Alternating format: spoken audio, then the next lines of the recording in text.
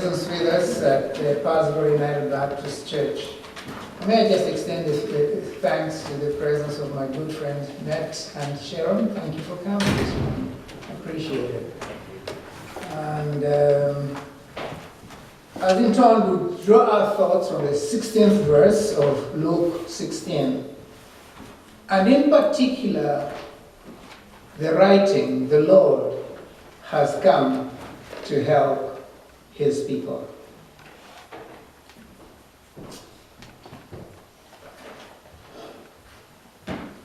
We all need help. If you don't need it, you are unique to yourself. I do. The only being that never needed help is a being called Jesus. But we also know that at our weakest points, we respond very differently. Some of us, when struck with a need, immediately call up our friends. This is what's happening to me. And we want those ears that will feel with us and the shoulders upon which we shall lean, and the hearts that will come alongside us. And that's important because we certainly do need that. But there are others amongst us who feel, I can deal with this myself, and any invitation, no sympathy, nothing. I can control this. It's under control. I have it under control.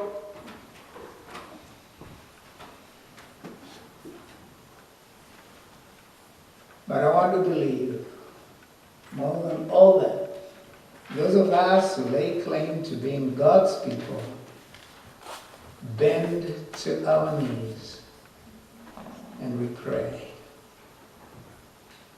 And we know that those who lay claim to being agnostic or atheist or anything along that line, when pain gnaws at their souls,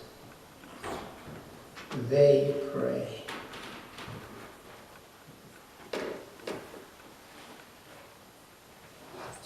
What is it about the human heart that arouses this thing in us to pray? It's a God-given thing.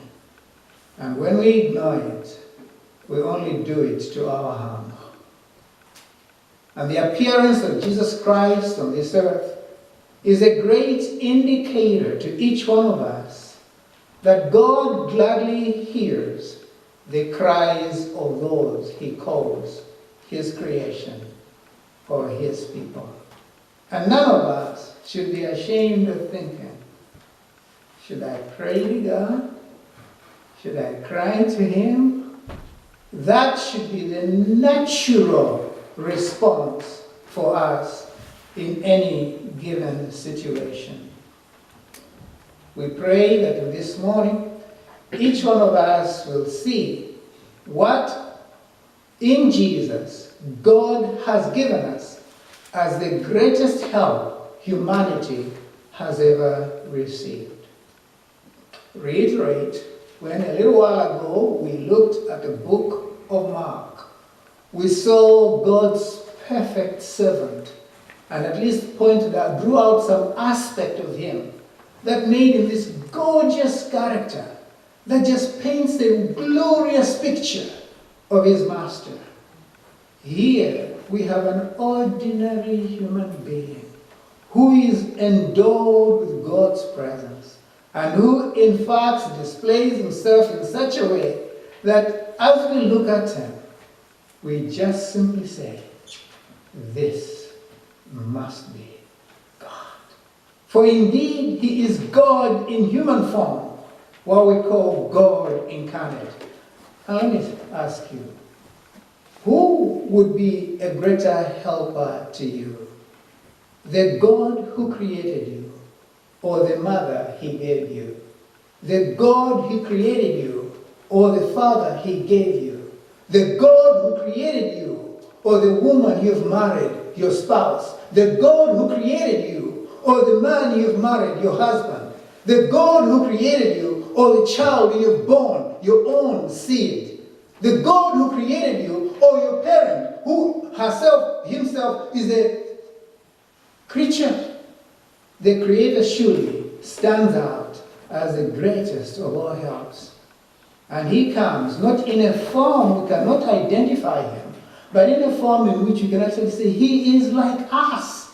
He feels with us. He feels for us. He looks at us with sympathy, and we can sense he cares. He has come to help us. And the text before us lifts him up in three very clear presentations. Here's the first. He is presented to us as highly honored. And he is highly honored. If he is God, he must be honored. But it begins with the words, fear gripped all the people.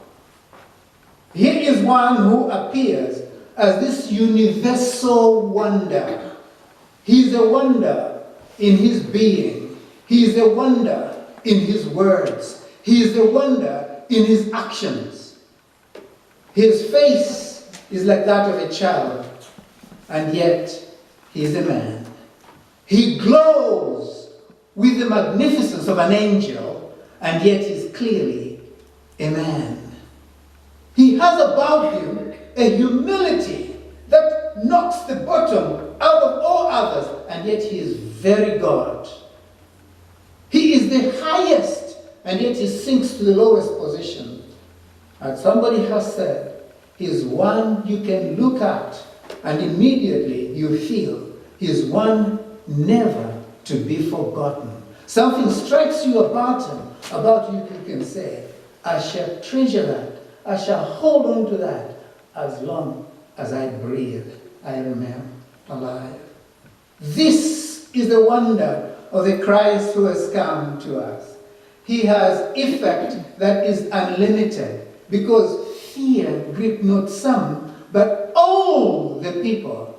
His presence touches not some, but everyone. So he is able to influence each one of us, and influence us to the point to which we can sense him and experience him, as if he was only sent to each one of us.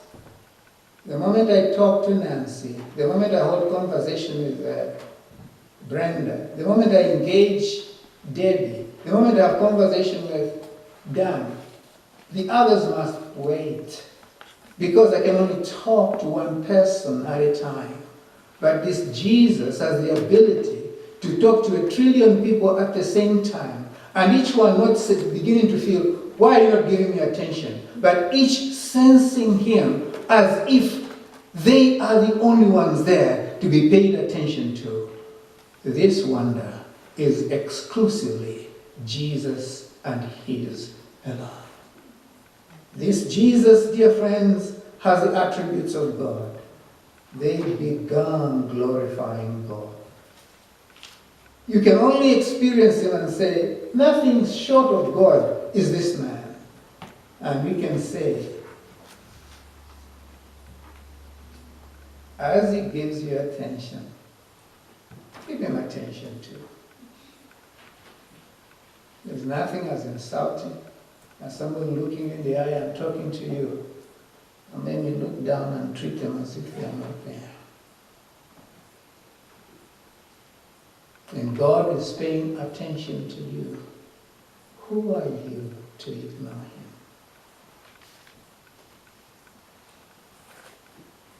I pray that this being, this Jesus, who to all appearance is ordinary, will begin to be seen of you. But actually, this ordinary person has come in the ordinary to give us the extraordinary, to introduce God to us. Not only is he highly honored, notice how he is deeply appreciated and accepted.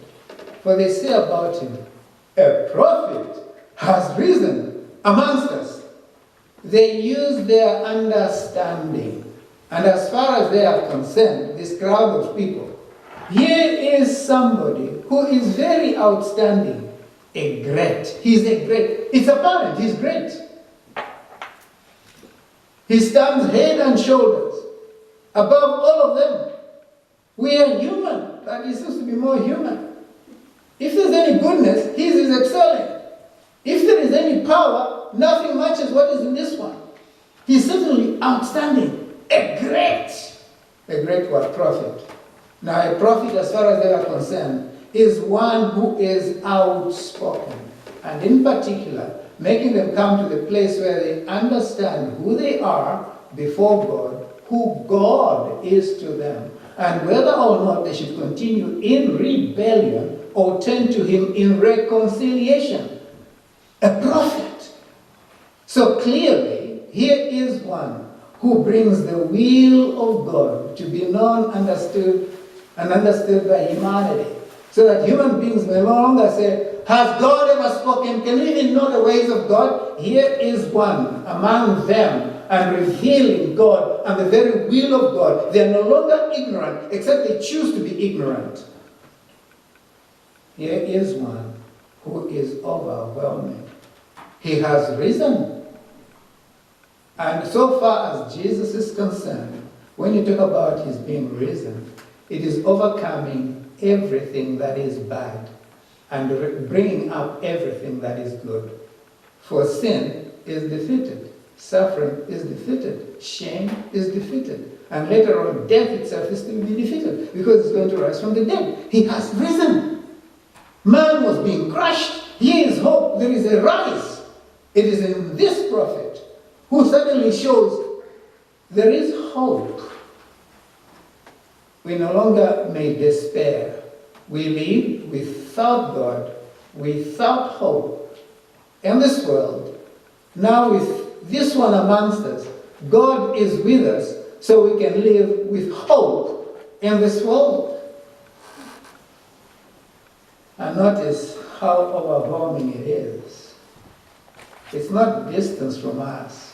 We are not hearing of it afar, among us. He's here. We see him, we hear him, we touch him. And we saw quite a bit of that last week. We're not going into it. He is among us. The very presence of God is with us.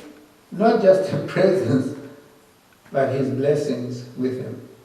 And that is why the sick are made whole, the sorrowing are cheered, and the dying are raised. This sinning ordinary man had such God-given abilities that the people immediately identified the principles of God were embedded in him. The power of God was present in him, and the promises of God were being fulfilled in him. A prophet has arisen amongst us. You see, they saw something of God, and they craved for it. They identified it, and they declared it. But have you? He's honored, he's appreciated, accepted, and finally notice, he is doubtlessly helpful. For the text says, he has visited, God has visited his people. In other words, God has come to help his people. Who is the actual helper? God. Picture for a moment. A mother brings forth this child. If she stays at a distance and says, okay child, I've brought you into the world, fend for yourself. That would be one way of saying, child, die. Because all the child knows is that it's not in this world. And so it doesn't, what am I doing, who am I? All those questions linger in its mind. But it makes sense when the mother who was born takes it and kisses it. What's happening? Somebody cares for me. Somebody's concerned about me. Feeds it. So I can live. You see, its life is in its mother, in its parent. Distance the mother and you kill the child. So it needs all the help the mother can give. Or the father with her. And God knows better than to leave us at a distance. So he comes to us. He's our greatest help. But notice the visibility of the help that he has rendered. He has come. He is not pronouncing blessing from a distant land. He is amongst his people and doing it there so that they're first witnesses to what he is doing. And look at the objects of his help. It is his creation, his people. And look at the perimeter. As long as you are called human, he is ready to help you. So there's none of us who can sit here and say, well, he's been sent to Israel. The centurion about whom we read earlier, was not an Israelite. There is also the story of the Phoenician woman. She was not an Israelite. And we have a catalogue of all these people who were not Israelites. I was just looking at the genealogy of Jesus Christ in the course of this morning in Matthew. And you begin to see that the people through whom Jesus Christ comes into the world are prostitutes, wrongdoers. What is God telling us through all that? There is not a single person whose need God ignores, but he comes to all of us to tell us, so far as I'm the only creator, I don't ignore the work of my hands, but I seek that which I have created should get to realize I have interest in it and then give itself to me to be helped. I ask myself, what is my area of need today? And I pray you ask yourself the same question.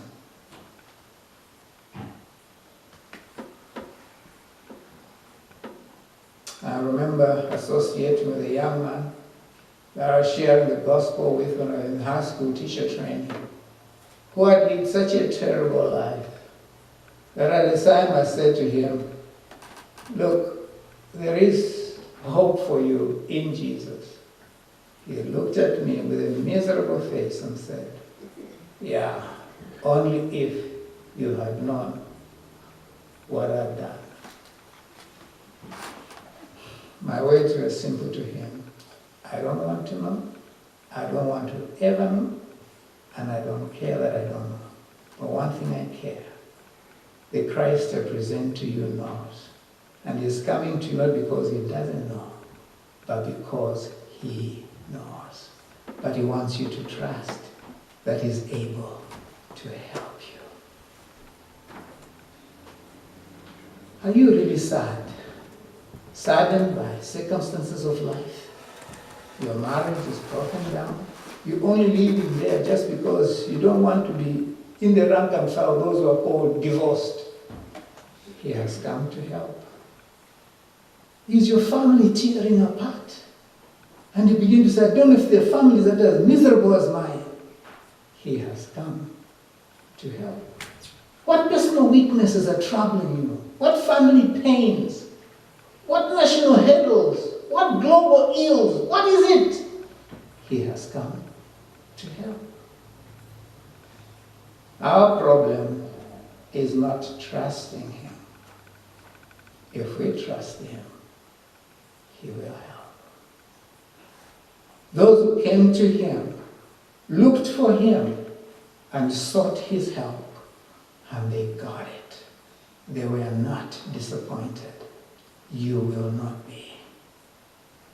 But the proof that you are coming to him and you believe him is that you pray to him. The centurion said, heal my sick servant.